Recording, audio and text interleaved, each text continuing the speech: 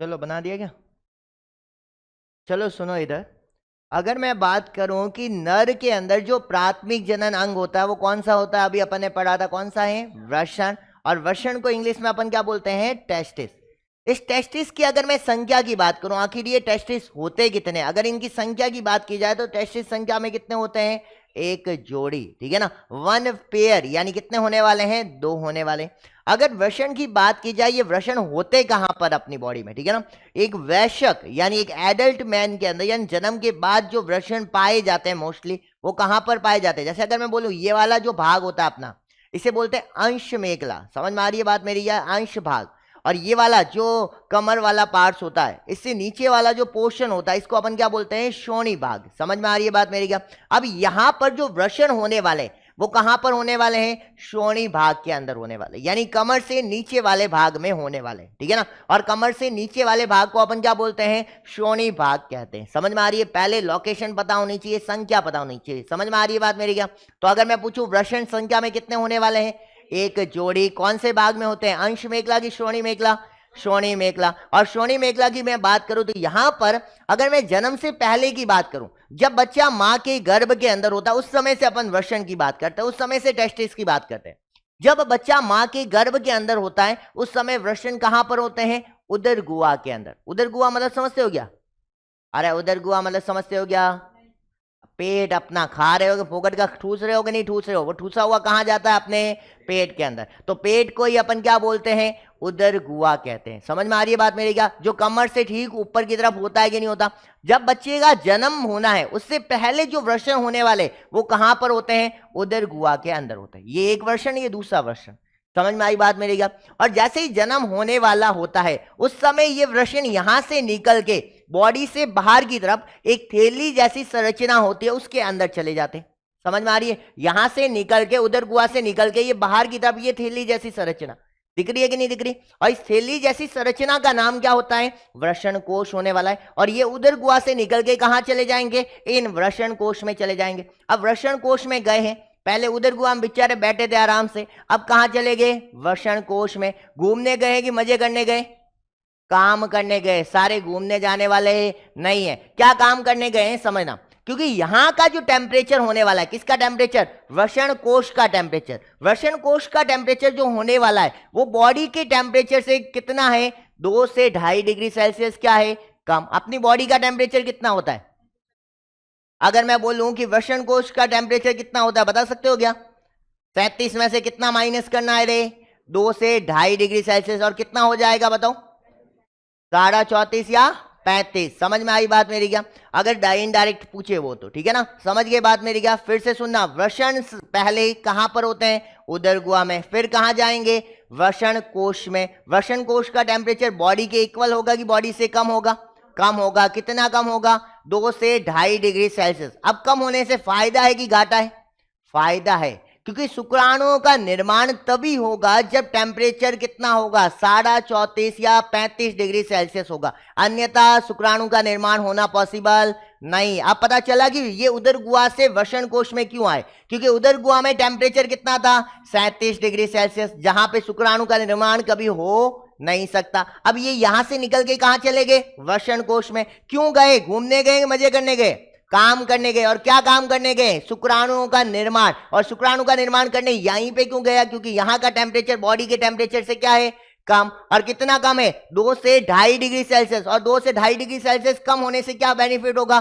क्योंकि यही टेम्परेचर किसके निर्माण के लिए अनिवार्य होता है? शुक्राणु के निर्माण के लिए। समझ में आई बात मेरी क्या? अब देखो यहां पर अगली बात सुनना। अब बेचारों को यहां से यहां जाना है तो अपने आप उड़ के जाएंगे कि हेलीकॉप्टर मंगवा दे? उड़ के जाएंगे कि हेलीकॉप्टर मंगवा दे इनके लिए? रास्ता चाहिएगा कि नहीं चाहिएगा? और रास्ता कौन देगी? एक नलिका देगी, एक कैनाल देगी, जिसका नाम क्या होगा? एक वाइनल कैनाल। समझ में आ रही है बात मेरी क्या? अरे समझे कि नहीं समझे? फिर से सुन लेना। जन्म से पूर्व जो वृषण होने वाले कहां पर होने वाले? उदर गुहा में। फिर कहां जाने वाले? वृषण कोश में। घूमने जाने वाले कि मजे करने जाने वाले? काम करने। क्या काम करने जाने वाले? शुक्राणु का निर्माण। और शुक्राणु का निर्माण यहीं पे क्यों होता है? क्योंकि यहाँ का टेम्परेचर कम है कि ज्यादा है? कम है। किससे? तुमसे कि मुझसे? बॉडी के टेम्परेचर से। कितना कम है? 2 से 2.5 डिग्री सेल्सियस। और 2 से 2.5 डिग्री सेल्सियस कम है क्यों है ये भी पता होना चाहिए। समझ में आ रही है बात मेरी क्या? यहाँ का कम क्यों नहीं है, बाकी जगह का कम क्यों नहीं है, इसी का कम क्यों है? समझ में आ रही है बात मेरी क्या? क्योंकि यहाँ का कम होने का एक रीजन है, क्योंकि यहाँ पे एक मसल पाई जाती है जिसका नाम क्या है, डाल्टोज पेशी। क्या नाम है? डाल्टोज पेशी, जो इस टेम्परेचर को क्या करती है, बॉडी के टेम्परेचर से क्या करके रखती है, कम करके रखती है। समझ में आई बात मेरी क्या? अरे समझे कि नहीं? फिर से सुन लो जल्दी से, ठीक है ना।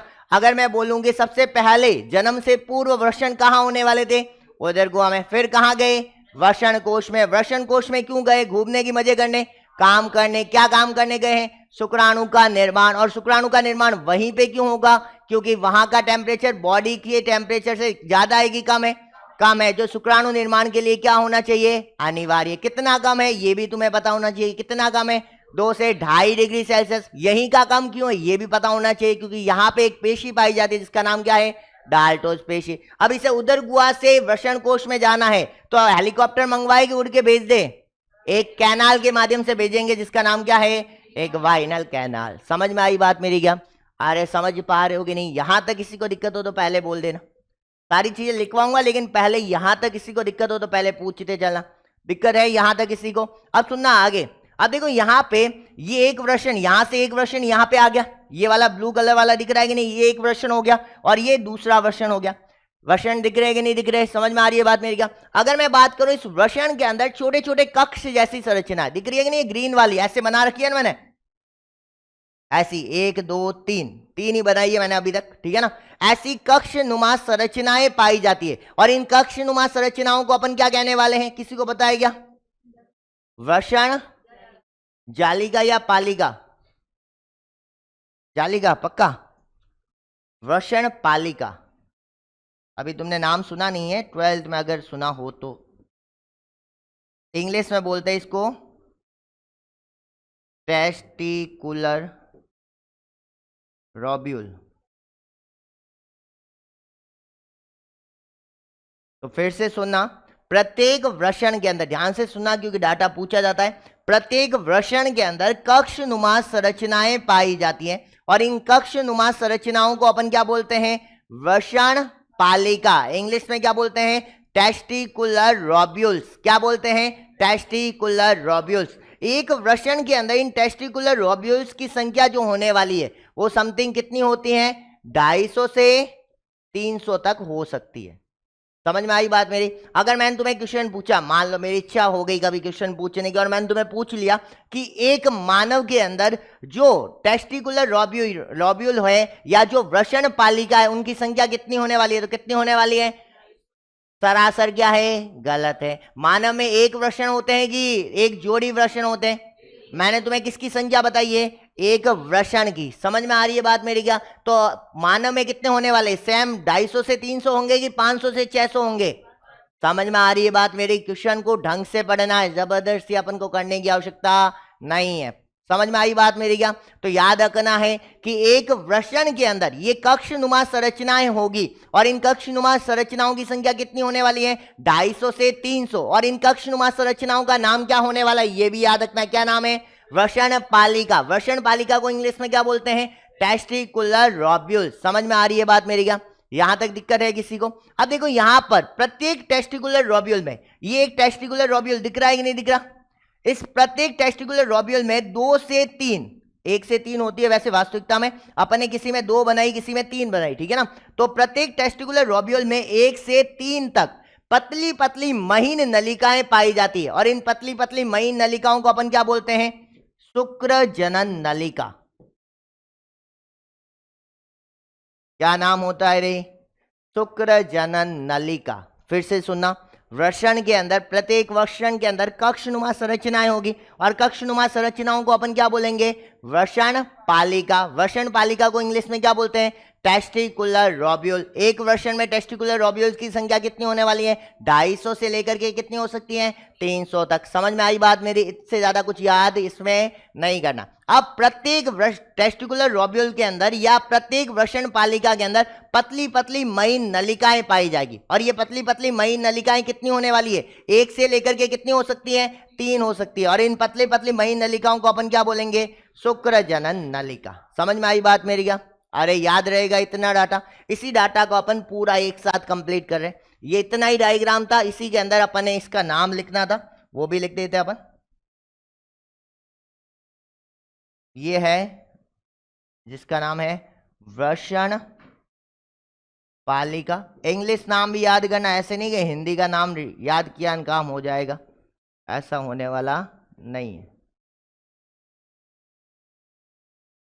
और जितनी भी है लैंग्वेज लिखवाने को मैं लिखवाऊंगा, लेकिन लैंग्वेज याद नहीं करनी है, पहले बता रहा हूं। जितने अभी टॉपिक है अपन डायग्राम के थ्रू ही कंप्लीट करते हुए चलेंगे।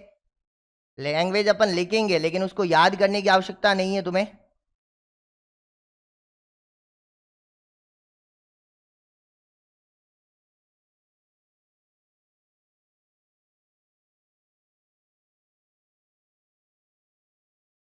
एक से 3 टेस्टिकुलर रोब्यूल, इनकी संख्या लिख देना नीचे, 250 से 300 प्रत्येक टेस्टिस।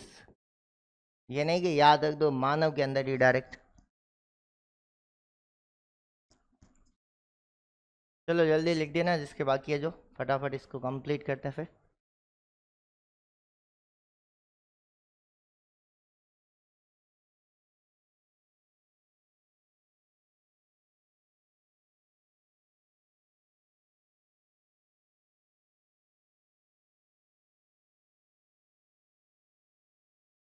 चलो लिख दिया। अब देखो यहाँ पे जल्दी से सुनना, लिख दिया सबने। अब देखो यहाँ पे पूरे को एक साथ ही देख रहे हैं और कुछ भी नहीं। वृषण यहाँ पे कंप्लीट हो जाएगा अपना, ठीक है ना। वृषण वाला टॉपिक पूरी तरह कंप्लीट हो जाएगा। पहले ध्यान से सुनना। अगर मैं बात करूं कि मानव के अंदर जो प्राथमिक जनन अंग होता है नर का, वो कौन सा होता है बताओ। वृषण को इंग्लिश में क्या बोलते हैं, टेस्टिस। एक होता है कि एक जोड़ी होता है, एक जोड़ी होता है। अंश मेखला में होता है कि श्रोणी मेखला में होता है, श्रोणी मेखला में। जन्म से पहले कहां पर होता है, उदर गुहा में। फिर कहां चला जाएगा, वृषण कोश में। वृषण कोश की बात की जाए, वृषण कोश में जाएगा, घूमने जाएगा कि मजे करने जाएगा, काम करने। किसका निर्माण करने जाएगा, शुक्राणु का। शुक्राणु का निर्माण वृषण कोश में ही क्यों होता है, क्योंकि वहां का टेम्परेचर क्या होता है, कम होता है कि ज्यादा होता है, कम होता है। कितना कम होता है, 2 से 2.5 डिग्री सेल्सियस। किससे कम होता है, तुमसे कि मुझसे, बॉडी के टेम्परेचर से। यहीं का टेम्परेचर कम क्यों होता है, क्योंकि यहाँ पे क्या पाई जाती है, एक मसल जिसका नाम क्या होता है, डाल्टोज पेशी। समझ में आई बात मेरी क्या। अब उदर गुहा से इसको वृषण कोश में जाना है तो उड़ के जाएगा कि हेलीकॉप्टर मंगवाएंगे, किसके साथ जाएगा, एक वाइनल कैनाल की सहायता से। समझ में आई बात मेरी क्या। अब आगे सुनना।